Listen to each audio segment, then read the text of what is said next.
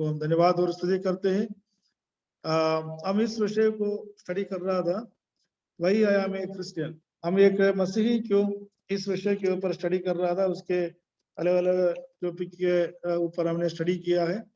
हम एक मसीही क्यों है, एक धर्म के रूप में नहीं, एक मतलब रिलीजन के रूप में नहीं, लेकिन एक विश्वास के रूप में, मतलब हम प्रभु यीशु मसीह पर विश्वास करने वाला व्यक्ति के रूप में हम क्यों है, यही था हमारा विषय। इसके अंदर हम अलग अलग विषय के ऊपर स्टडी किया है और आज इसकी 7वां क्लास है और इसके 6वां चैप्टर के रूप में हम आज का टॉपिक हम देखेंगे।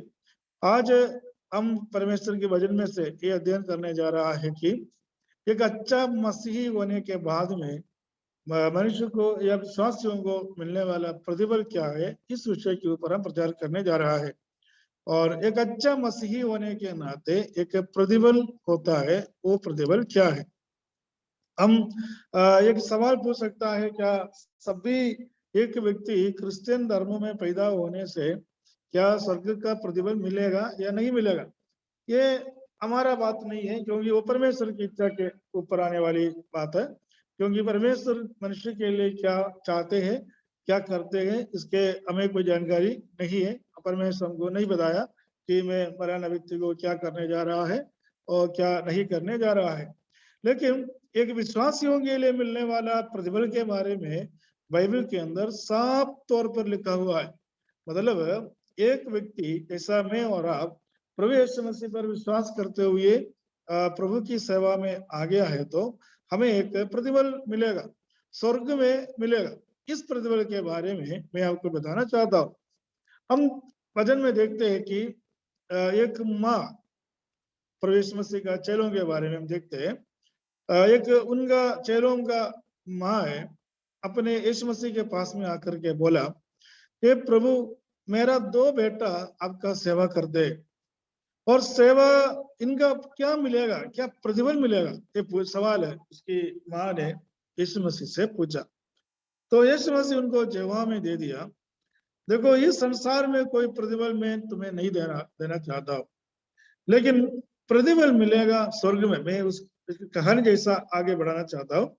पूरा टॉपिक ही नहीं है, क्योंकि हमारा विषय आज का आगे करना है, समय की कमी के कारण मैं आगे इस प्रकार बोल के जा रहा हूँ। यीशु मसीह कहा कि अभी संसार में कोई प्रतिफल नहीं मिला है। प्रभु यीशु मसीह अपने चेलों को यही बताया, यदि इस संसार में तुम्हें प्रतिफल मिल गया है, तो स्वर्ग में तुम्हें प्रतिफल का कोई जरूरत नहीं पड़ेगा। हम इस संसार में एक मसीही होने के नाते आगे बढ़ता है, किसी संसार की प्रतिफल के लिए नहीं, संसार के महिमा के लिए नहीं। हो सकता है हमें कोई आदर नहीं देखते हो सकता है हमें कोई जानता भी नहीं हो सकता है हमें कोई बुलाता नहीं हो सकता है हमें कोई पहचानता नहीं हो सकता है 4 जनों के बीच में हमारे लिए कोई जगह नहीं मिले हो, स्टेज हमको नहीं मिलते हो। हमें दुखी होने का कोई जरूरत नहीं है, क्योंकि हमारा कामों के अनुसार स्वर्गीय पिता परमेश्वर प्रतिफल देने वाला है, प्रतिफल देगा। यही एक विश्वास मसीही लोगों के जीवन में होना बहुत जरूरी है। हम एक आयत पढ़ेंगे, प्रकाशित वाक्य पुस्तक 22 अध्याय की 12 और 13वीं आयत पढ़ेंगे। प्रकाशित वाक्य पुस्तक 22 अध्याय की 12 और 13 आयत। Revelation chapter 22 verse 12 and 13। देख, मैं शीघ्र आने वाला हूँ और हर एक के काम के अनुसार बदला देने के लिए प्रतिफल मेरे पास है। मैं अल्फा और ओमेगा, पहला और अंतिम, आदि और अंत हूँ। प्रभु के नाम की महिमा करता हूँ। इधर प्रभु यीशु मसीह अपना लोगों को बताते हैं, देख, मैं शीघ्र आने वाला हूँ, हर एक के कामों के अनुसार बदला देने के लिए प्रतिफल मेरे पास है। प्रभु यीशु मसीह साफ तौर पर इस शब्द को बताते हैं, प्रतिफल, रिवार्ड, प्रतिफलम मलयालम में। तो मेरे पास है प्रतिफल, सबको देने के लिए मेरे पास प्रतिफल है करके प्रभु यीशु मसीह वायदा दिया था। तो समझ लेना, इस संसार में मनुष्य को कोई प्रतिफल नहीं मिलेंगे, शायद कोई आदर नहीं करेंगे, तो ध्यान रखना प्रभु यीशु मसीह के पास वो आदर पड़ा है, प्रतिफल पड़ा है। एक और आयत हम पढ़ेंगे इस संबंध में, मत्ती की सुसमाचार 16 अध्याय की 27 आयत। मत्ती की सुसमाचार 16वीं अध्याय की 16 का 27। Matthew chapter 16 verse 27। मनुष्य का पुत्र अपने स्वर्गदूतों के साथ अपने पिता की महिमा में आएगा, और उस समय वह हरेक को उसके कामों के अनुसार प्रतिफल देगा। Praise the Lord. वहां भी लिखा हुआ है, मैं कामों के अनुसार प्रतिफल देगा। ये क्या है, कामों के अनुसार प्रतिफल देगा? मतलब परमेश्वर के सामने हम बाइबल में पढ़ता है, किसी को भी ज्यादा काम कम काम ऐसा नहीं दिया गया है। परमेश्वर सबको बराबर काम बांटता है। हम देखते हैं कि प्रभु यीशु मसीह एक दृष्टांत बताया, एक मालिक अपना दास को बुला के एक को 1 सोना तोला, दूसरों को 2, तीसरों को 5 दे दिया। बोला कि मैं आऊंगा तब तक इसका व्यवहार करना। तो उसके बाद में बहुत समय के बाद है वो मालिक आके पहला आदमी को बुला के बोला, तुम्हारे पास मैंने कितना तोला दिया था? और बोला कि मेरे पास 5 दिया था, मैंने 5 और कमाया। फिर दूसरा व्यक्ति को बुलाया, दूसरा ने बोला मेरे पास 2 दिया था, मैं उसको 4 हो गया कर दिया है। फिर एक को बुलाया, तीसरे को बुलाया, बोला आपने मेरे को 1 दिया था लेकिन मैं कुछ भी नहीं किया। देखो, हम तीनों को परमेश्वर दे दिया। परमेश्वर जो तोला जो दिया उसकी गिनती के अनुसार नहीं, लेकिन मनुष्य का वो कैपेसिटी के अनुसार, मनुष्य का जो स्वभाव के अनुसार देता है। लेकिन प्रतिफल सबको बराबर ही परमेश्वर देगा। लेकिन एक जो दिया है उसने क्या किया, उसको छुपा कर रखा और उसको काम में नहीं लिया, उसको प्रतिफल नहीं मिला। ना केवल प्रतिफल नहीं मिला, लेकिन उसके उल्टा उनको दंड भी सहना पड़ा। तो इस संसार का में लोगों का दंड का कारण ये होता है, जो मिला है उसको यूज नहीं किया, यही है दंड का कारण। किसी को ज्यादा दिया, मेरे को कम दिया, ऐसा सोचने का जरूरत नहीं। जो मिला है उसी को काम में लेना, वो ये परमेश्वर का वचन की सच्चाई है।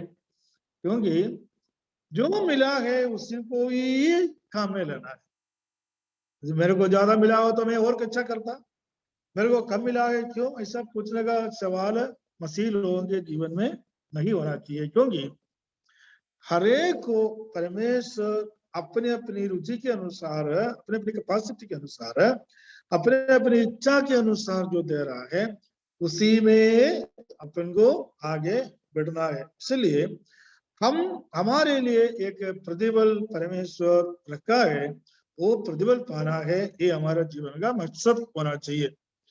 हम एक आयत पढ़ेंगे, दानियल की पुस्तक 12वें अध्याय की 3रा आयत। दानियल की पुस्तक 12वें अध्याय की 3रा आयत। वहां प्रभु यीशु मसीह एक मनुष्य को देने वाला प्रतिफल क्या है? 2 बड़ा प्रतिफल है। वो 2 प्रतिफल क्या है हम देखते हैं।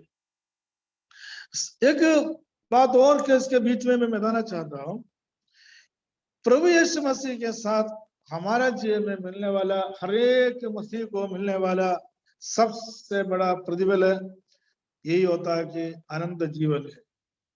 अनंत जीवन मिलना सबसे बड़ा प्रतिफल है। इसके अलावा कोई भी प्रतिफल प्रभु से नहीं मिलेगा तो भी हमें कोई भी दिक्कत नहीं, कोई प्रॉब्लम नहीं। यदि अनंत जीवन मिला है तो इसके ऊपर कोई प्रतिफल का जरूरत नहीं।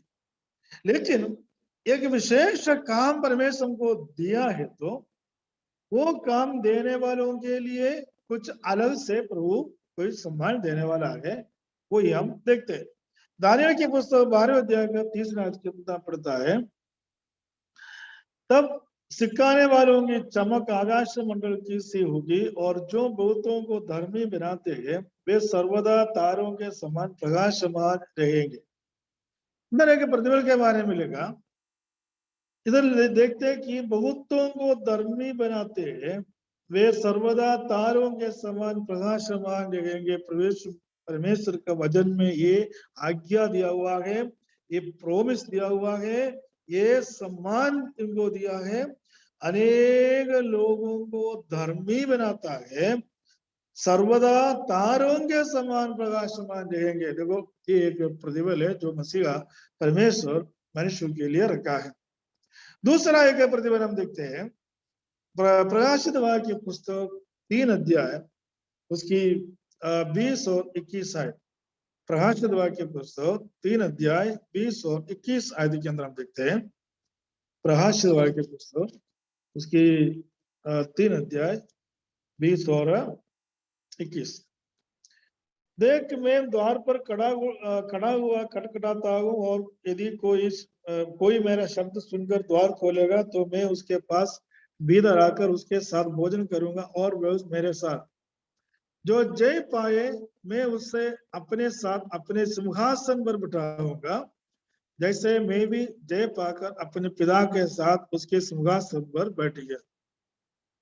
एक मसीही होने के नाते, परमेश्वर के संतान होने के नाते, परमेश्वर की सेवक होने के नाते, एक आज्ञानुकारी बनकर, विश्वास योग्य बनकर आगे जीवन बिताने वालों के लिए, और परमेश्वर का बुलाहट को स्वीकार करने वालों के लिए परमेश्वर देने वाला एक रिवार्ड है, प्रतिफल है, ये कि इसमें सब लिखा हुआ है, जहां मैं बैठूंगा वहां उसी सिंहासन के साथ तुम भी बैठोगे। देखो जो जय पाए मैं उसे अपने साथ अपने सिंहासन पर बैठाऊंगा, जैसे मैं भी जय पाकर अपने पिता के साथ उसके सिंहासन पर बैठ गया। Praise the Lord. इसमें लिखा है उस सिंहासन के पास में मैं तुम्हें बिठा दूंगा। हाँ, कितनी आज महत्वपूर्ण और कितनी खुशी की और कितनी आनंद की एक अनुभव होगा, आनंद का एक अवसर होगा। हम उधर ही देखते हैं मसीह के साथ बैठने वाला एक अनुभव वही होगा सबसे बड़ा प्रतिफल। इस संसार में भले मनुष्य को परमेश्वर निंदा, पिछले क्लास में हमने लिया था मत्ती के सुसमाचार 5 अध्याय,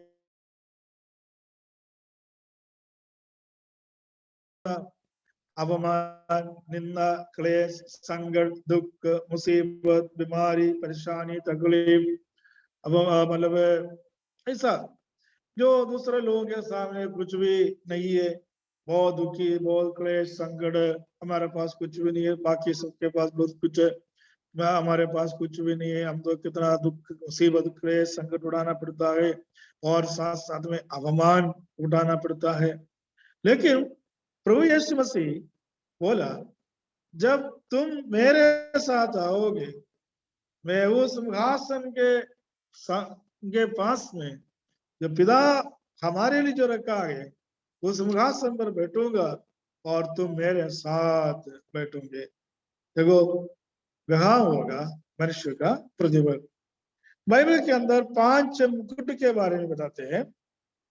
5 मुकुट द क्राउन, किरीट। उसका हम क्या क्या है थोड़ा शीघ्र बताकर मैं आगे बढ़ूंगा।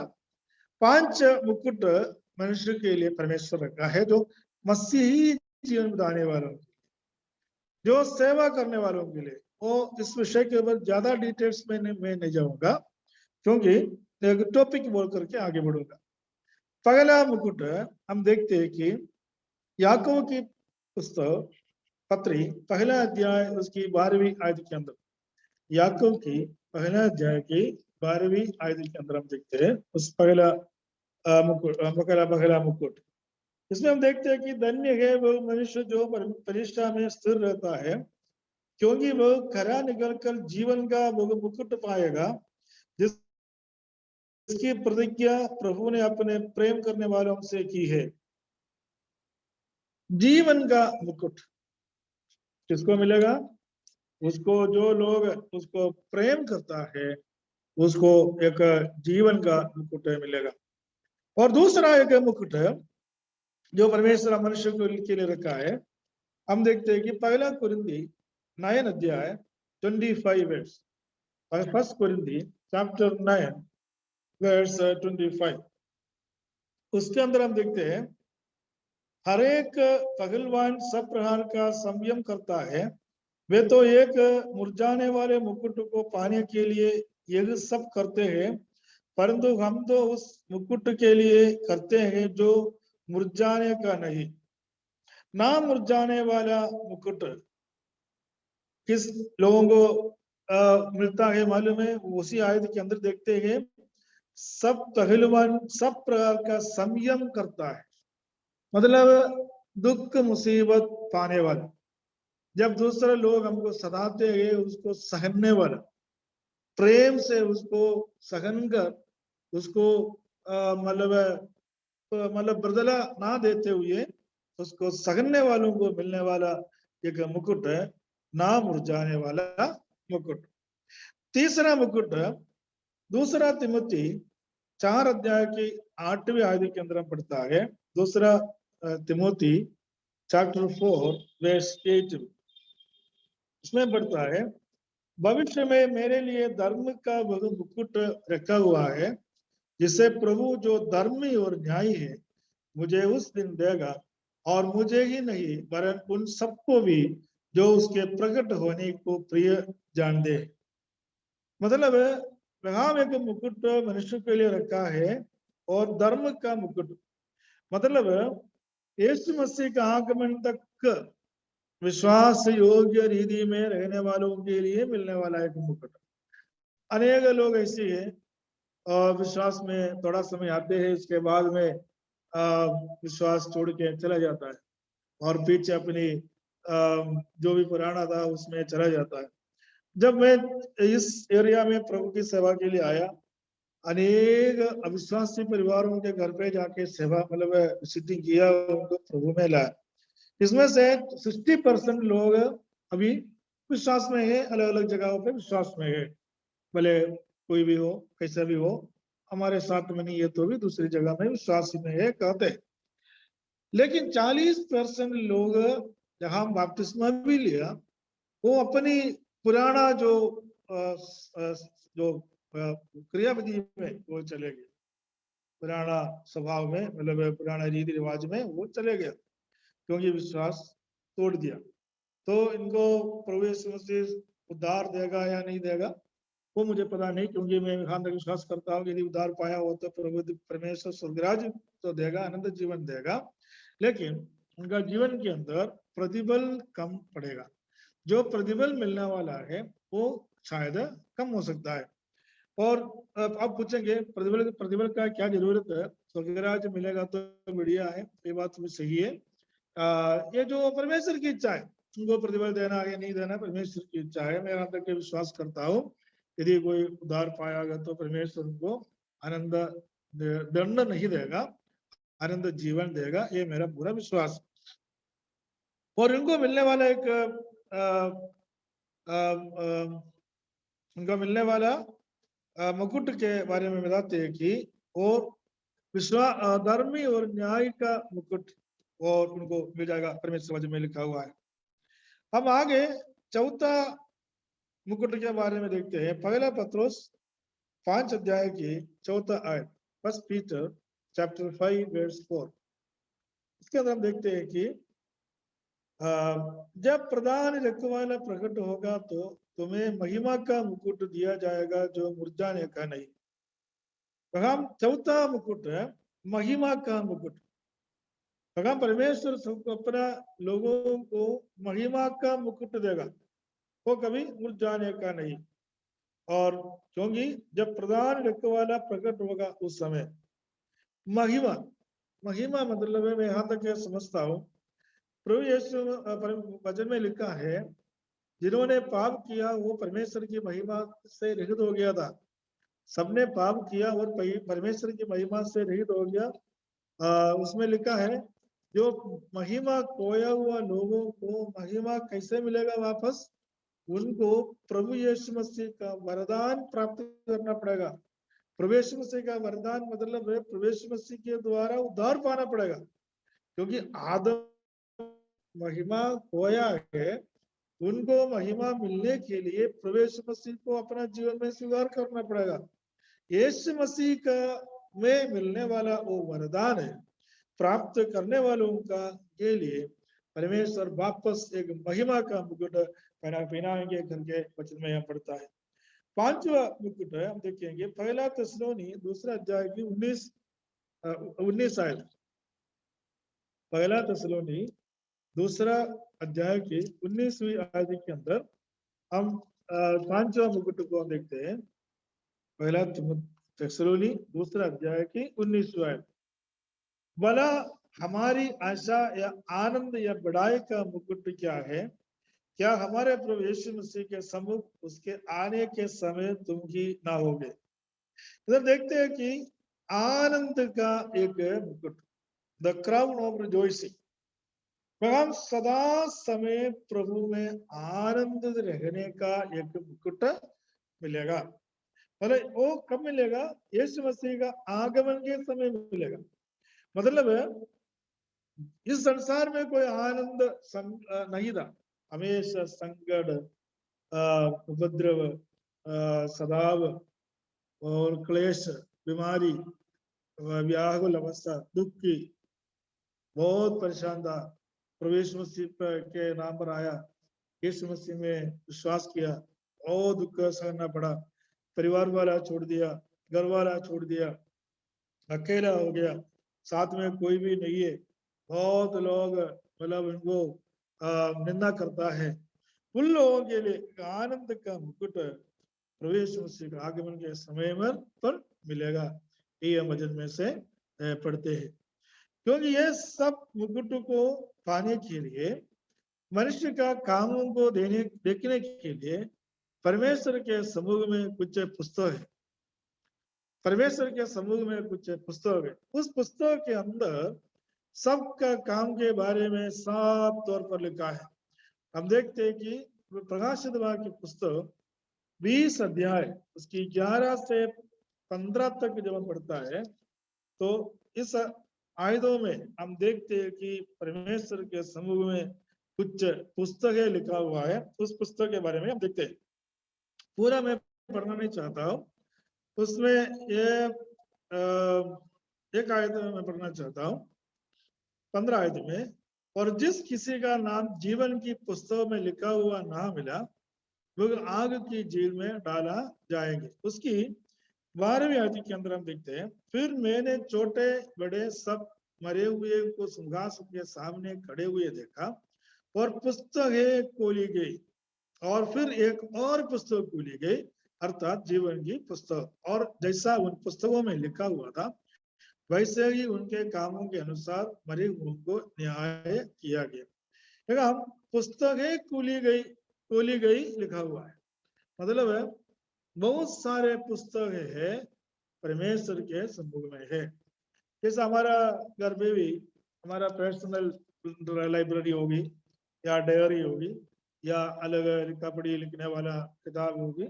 उसके एक किताब के अंदर हम हमारा डेली वर्क का लिखता है, दूसरी किताब के अंदर हमारा लेना देना के बारे में लिखते हैं। इसी प्रकार है परमेश्वर के समूह में भी कई पुस्तक है। एक पुस्तक का नाम है जीवन की पुस्तक, वो हमारा हाजिरी का पुस्तक। मतलब है जो लोग जैसा आज का आधार कार्ड जैसा है, और जो जो जो लोग इस संसार में पैदा होता है, उनका नाम जीवन मतलब वो जीवन पुस्तक में लिखते हैं। इसी प्रकार है जो लोग उद्धार पाता है, उनका नाम जीवन की पुस्तक में लिखते हैं। और जो लोग इस संसार में रहते हुए प्रभु यीशु मसीह को अपना जीवन में उद्धार करता मानते हैं, उद्धार पाते हैं, उसका नाम लिखने वाला किताब है, उसका नाम है जीवन की पुस्तक। और इसके अलावा बाइबल के अंदर 2-3 पुस्तकों के बारे में भी हम देखते हैं कि स्मरणा की पुस्तक, जो जो लोगों का अपना अपना काम लिखने वाला पुस्तक, वो कामों का पुस्तक, अलग अलग पुस्तक है। जब पुराना नियमों पढ़ता है तो बहुत सारे पुस्तकों के बारे में पढ़ता है। अभी हमारे पास टाइम नहीं होने के कारण मैं शीघ्र आगे बढ़ना चाहता हूँ। मतलब ये सारे पुस्तकों को खुल जाता है उस समय, अब कामों के अनुसार सबको न्याय करेगा, यहाँ लिखा हुआ इसी प्रकार है। हमारा सभी कर्मों को, कभी सभी कामों को परमेश्वर अपने पुस्तकों के अंदर लिखता है। हमारे यहाँ तक पापों को भी परमेश्वर अपनी पुस्तकों में लिखता है। लेकिन इसलिए विश्वासियों के लिए यह निर्देश दिया गया है, हम रोज रोज प्रभु के समूह में आकर हमारा पापों के लिए, पापों का प्रायश्चित या पापों को परमेश्वर के समूह में बिताकर माफी मांगकर आगे बढ़ने का जरूरत इसलिए हमको दिया गया है। इसलिए कि हमेशा हमें प्रार्थना करना है, प्रभु आज का जीवन में सुबह से लेकर अब तक मेरा जीवन में बराना बराना गलती हुई, पाप हुई, आपकी पुस्तक से वो पापों को मिटाना, क्योंकि आप परमेश्वर यीशु मसीह का वायदा यही था कि यीशु मसीह का लहू सारे हमारा स्पोर्ट को, हमारा पापों को, हमारे गलतियों को, हमारे अपराधों को क्षमा करता है।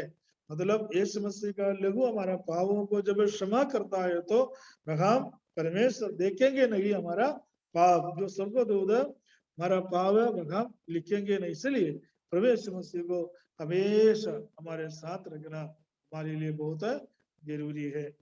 हम बाइबल के अंदर प्रवेश मसीह का एक वायदा हम देखते हैं यूहन्ना की सुसमाचार 17 अध्याय के अंदर। मैं पूरा पढ़कर हमको मतलब टाइम मतलब आगे नहीं बढ़ाना चाहता हूँ।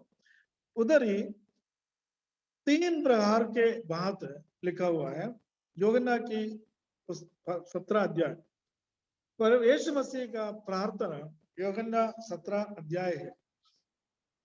कई लोग यीशु मसीह का प्रार्थना मत्ती के सुसमाचार 6 अध्याय 6 से का अध्याय में से 9 से कुछ आयत बताते हैं, हमारा स्वर्गीय पिता तेरा राज्य आए, तेरा नाम महिमा हो जाए। इसी प्रकार जो प्रार्थना होते हैं, लोग बोलते हैं कि ये प्रभु यीशु मसीह का प्रार्थना। वास्तव में वो प्रभु यीशु मसीह का प्रार्थना नहीं था, लेकिन प्रभु यीशु मसीह अपने चेलों को सिखाया हुआ एक प्रार्थना था। तुम इसी प्रकार प्रार्थना करो करके सिखाया था। लेकिन सीखने वालों का के लिए बहुत कुछ है प्रार्थना करने के लिए, लेकिन यीशु मसीह सिखाया था वही प्रार्थना है। और मत्ती के सुसमाचार 6 अध्याय के अंदर जो प्रार्थना है, लेकिन प्रभु यीशु मसीह असली में जो प्रार्थना किया वो यूहन्ना के सुसमाचार 17 अध्याय 17 में है। वहां प्रवेश मसीह अपना हाथ ऊंचे उठा के स्वर्ग की ओर देखते हुए प्रार्थना किया। उस प्रार्थना में मेरा और आपका नाम है।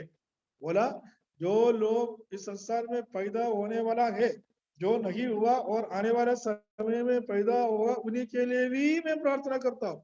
इसका मतलब 2000 साल पहले मेरा नाम लेके, आपका नाम लेके प्रभु यीशु मसीह प्रार्थना कर चुका है, या पिता परमेश्वर को बता चुका है मेरा और आपका नाम और होने वाला, जन्म देने वाला सबका नाम लेके प्रभु यीशु मसीह प्रार्थना कर चुका है, किया है मेरे लिए। इसलिए हम यीशु मसीह का नाम लेने का योग्य बन गया, इसलिए हम परमेश्वर के पुत्र बन गया, इसलिए हम परमेश्वर की संतान बन गया। मगर हम देखते हैं कि इस अध्याय के अंदर 16, 17 और 16 और 17 आदि के अंदर हम देखते हैं कि विश्वास करने वालों का पवित्रता लिखा हुआ है।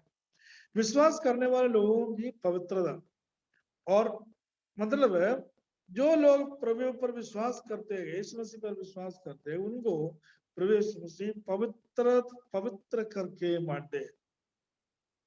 प्रत्येक को, किसी व्यक्ति को पवित्र बनाने का जरूरत नहीं।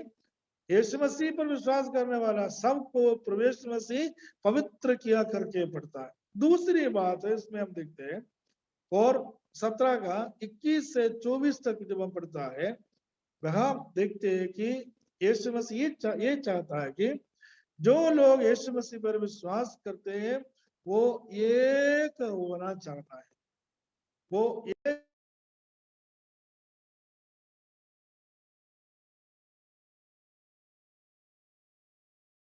होना चाहते हैं।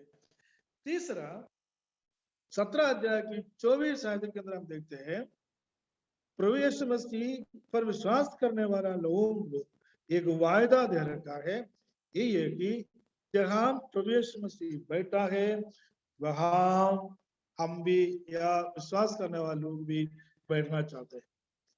मतलब है एक विश्वासियों को प्रभु यीशु मसीह का रिश्ता के साथ में जो रिश्ता है यह विश्वासियों के प्रति परमेश्वर का इच्छा है। जो एक विश्वास करने वालों को ये 3 कामों को सोचना पड़ेगा, याद रखना पड़ेगा। मुझे आपको ये याद रखना पड़ेगा, ये है कि प्रभु यीशु मसीह हमें पवित्र बनाया। दूसरा, प्रभु यीशु मसीह हमें एक जैसा बनाया। तीसरा, जहां जहां प्रभु यीशु मसीह बैठेगा वहां मुझे बिठा देगा, क्योंकि हम वचन में कई बार पढ़ता है प्रभु यीशु मसीह जी उठकर पिता परमेश्वर की दाहिने ओर जाकर के बैठा। थिस्सलुनीकी की पत्री 4 अध्याय के अंदर हम पढ़ता है प्रभु यीशु मसीह में मरे हुए यीशु मसीह का आगमन के समय के बारे में लिखा है। यीशु मसीह का आगमन के समय में और जो मरे हुए पहले जी उठेंगे, इसके बाद में जो जिंदा है वो यीशु मसीह के साथ बादलों पर उठा लिए जाएंगे। हम हमेशा यीशु मसीह के साथ में बने रहेंगे। कितना सुंदर वायदा यीशु मसीह मनुष्य को दे रखा है। इस संसार में बहुत सारे धर्म है, जहां अंदर क्रिश्चियनिटी भी है, लेकिन कोई भी धर्म इस प्रकार एक वायदा मनुष्य को नहीं दिया।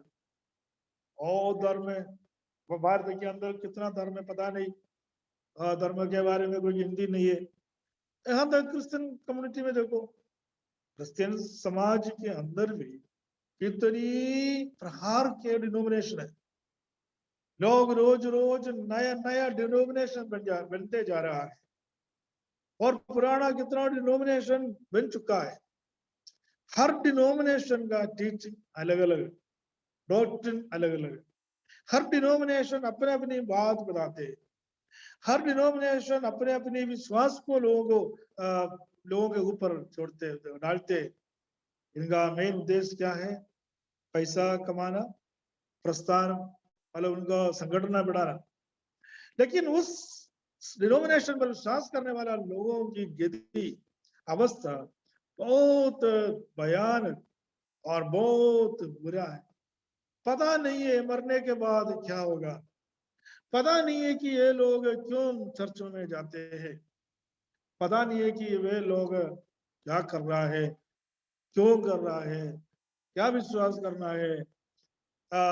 लोगों धर्म का नेता लोग बोलेगा ये करो, वो कर रहा है, क्यों करना है, कैसे करना है, इनको पता नहीं। इसके बाद में आखिरी में क्या होगा वो भी इनको पता नहीं, क्योंकि धर्म का लोग इनको नेता लोग कभी भी यही वायदा नहीं दिया, आओ मैं तुम्हें तुम्हारे मेरे साथ में बिठा दूंगा। मैं एक चित्तौड़ के अंदर एक बड़ा, मैं नाम बोलना नहीं चाहता हूँ, बड़ा एक धर्म नेता को मिलने के लिए गया। मैं मिलने के लिए नहीं गया, मतलब देखने के लिए गया। तो ये जो इनको एक प्रत्येक जगह में बिठा कर रखा है,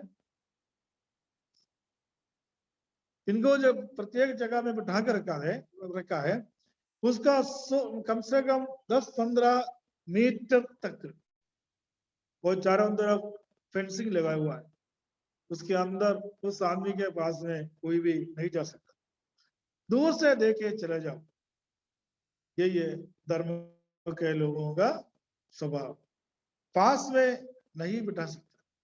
लेकिन प्रवेश मसीह का वायदा क्या था? प्रवेश मसीह बोला मैं तुम्हारे साथ में तुम्हें बिठा दूं। कितनी आश्चर्यजनक बात। यीशु मसीह अपने विश्वासियों को बोला, जहां मेरे नाम पर तू 2 या 3 बैठते हो मैं उनके बीच में आकर के बैठू। यीशु मसीह का उपस्थिति हमारे बीच में और हमारे साथ साथ अंत तक हम साथ में रहते। मैं आपको एक बताना चाहता हूँ, What shall we do to get reward from God? प्रभु यीशु मसीह से ये रिवार्ड पाने के लिए हमें क्या क्या करना चाहता है, करना पड़ता है। What are the things we have to do to get reward from God. परमेश्वर से ये रिवार्ड पाने के लिए हमें क्या क्या करना पड़ता है? मेन कैटेगरी में मेन में 4 बात हमको करना पड़ेगा। वो 4 बात क्या है? पहला बात है, यदि प्रवेश मसीह से रिवार्ड पाना हो तो सबसे पहले हम परमेश्वर का संतान होना जरूरी है। Be a son of God और चिल्ड्रन ऑफ गॉड। परमेश्वर का संतान होना बहुत जरूरी है। परमेश्वर के वचन में लिखा है, जिन्होंने उससे ग्रहण किया उन्हें परमेश्वर के संतान होने का अधिकार दिया, अर्थात जो कोई इस पर विश्वास करे। परमेश्वर जगत को ऐसा प्रेम किया कि उसने अपने एकलौते पुत्र दे दिया, ताकि जो कोई इस पर विश्वास करे वह नाश ना हो परंतु आनंद जीवन पाए। अगला बात प्रवेश मसीह को का संतान बनना, परमेश्वर के संतान बनना। पहला यूहन्ना पहला 3 अध्याय के पहला आयत में क्या लिखा है? देखो कि परमेश्वर के संतान होने के लिए परमेश्वर ने हमको प्रेम किया, वो परमेश्वर का संतान बन गया। तो सबसे पहले उद्धार पाना जरूरी है। दूसरी, रिवार्ड पाने के लिए दूसरा काम भी होना चाहिए, be are obedient son of God. एक आज्ञानुकारी पुत्र बनकर आगे बढ़ना, संतान बनकर आगे बढ़ना। सन पुत्र बनने से पूरा नहीं होगा काम, आज्ञा को पालन भी करना पड़ता है। एक पुत्र का काम है पिता जो कहते हैं, माता पिता जो कहते हैं उसको पालन करना, क्योंकि वचन में साफ है,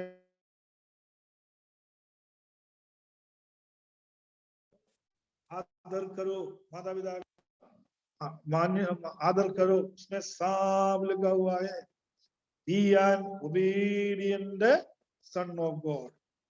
ओबीडियंट सन ऑफ गॉड का मतलब है उद्धार पाया हुआ एक व्यक्ति परमेश्वर यीशु मसीह का जो आज्ञाओं को पूरा करना, बपतिस्मा लेना, आराधना करना, सेवा करना, जो परमेश्वर चाहते हैं देना, संगति करना इत्यादि, जो प्रभु की सेवा में आगे बढ़ना इत्यादि बातों को करना पड़ता है।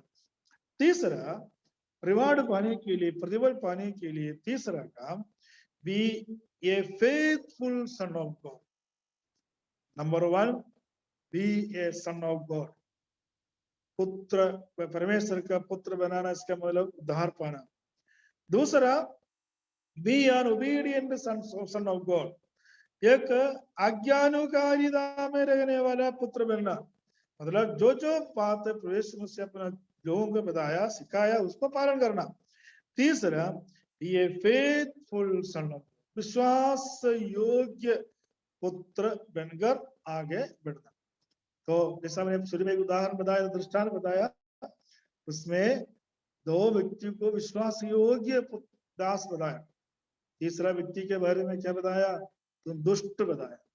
तो पहला दोनों विश्वास योग्य हुआ था, तीसरा व्यक्ति के बारे में क्या बोला?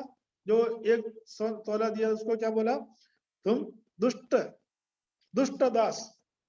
अनेक लोग प्रभु की सेवा में दुष्ट दास बनता है, जो मिलता है ना डुबा कर रखता है, किसी को नहीं देता है, वो अपनी जेब में रखते। अरे एक बार एक व्यक्ति मेरे को बोला, भाई मेरे को तो बहुत मिलता है, मेरे पास बहुत है, वो देता है, बहुत मिलता है, सच में ही बात है। लेकिन मेरे को किसी ने नहीं कहा कि ये दूसरों को दे दो करके, मेरे पास कोई भी नहीं दी। हाँ, मैं उस समय सोचा, एक भूखा व्यक्ति के सामने एक ऐसा व्यक्ति जो बोलता है, तो ये व्यक्ति का स्वभाव क्या होगा। मैं उस किसी को जज नहीं कर रहा हूँ, बोल रहा हूँ दुष्ट दास, जो मिला गए वो अपनी जेब में रखा, अपने लिए रखा है, दूसरों के लिए कोई फायदा नहीं है। ऐसा भी बहुत सारे लोग, इनको परमेश्वर क्या कहेगा मुझे पता नहीं, परमेश्वर का वो परमेश्वर अपनी बात करेंगे। और एक फेथफुल सर्वेंट होने के लिए क्या करना पड़ता है? हमेशा रिपेंडेंस जीवन में होना पड़ता है, प्रायश्चित, गलतियों को महसूस करना। प्रभु मेरे पास, मैं ऐसा नहीं था, मैं गलती हूँ, मैं मेरे इतना योग्यता मेरे पास नहीं है, मैं गलत हूँ प्रभु, मैं इतना योग्यता नहीं है मेरे पास। एक रिपेंडेंस का स्वभाव होना चाहिए और एक प्रार्थना का स्वभाव होना चाहिए। एक फेथफुल सर्वेंट ऑफ गॉड, एक फेथफुल पुत्र का स्वभाव है एक रिपेंडेंस और प्रेयर। अनेक लोगों का प्रेयर ऐसा होता है कि बिना रिपेंडेंस में, बिना प्रायश्चित में जाके खूब प्रार्थना करता है। तो यीशु मसीह बोला प्रार्थना के लिए दो उदाहरण बताया, एक तो फरीसी और एक तो चुंगी लेने वाला। फरीसी कैसा प्रार्थना किया, हे प्रभु महान परमेश्वर, मैं बहुत अच्छा हूँ, बहुत दान देता हूँ, बहुत संपत्ति में बहुत अच्छा हूँ। ये देखो ये चुंगी लेने वाला जैसा भी मैं नहीं है, बहुत अच्छा हूँ। लेकिन चुंगी लेने वाला क्या प्रार्थना किया, स्वर्ग की ओर देखने के लिए भी योग्यता नहीं समझा, सर झुका करके हाथ छाती पर फिट फिट करके बोला, हे प्रभु मैं एक योग्य व्यक्ति नहीं है, मुझे मदद मुझे अनुग्रह करना, मैं एक योग्य व्यक्ति नहीं है कि तेरी ओर देखे। देखो एक रिपेंडेंस और एक प्रार्थना दोनों साथ साथ में चलना पड़ता है।